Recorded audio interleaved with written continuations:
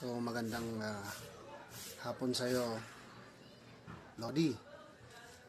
Okay, so ngayon na-explain ko sa'yo kung paano mag-apply.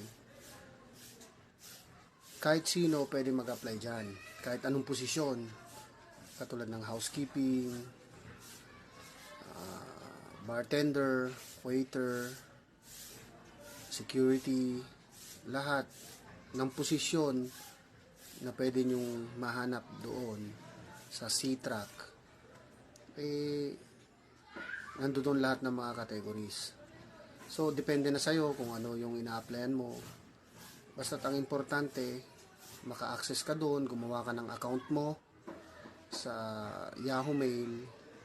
Then, after that, makakaroon ka na rin ng sariling account doon sa C-Track. Kasi yun ang mostly ginagamit ng mga seafarer at empleyado ng Royal Caribbean. So, ngayon, pagdating doon, mapilapan mo lahat yun, okay na. Wait mo na lang yun, yung email ng RCCL.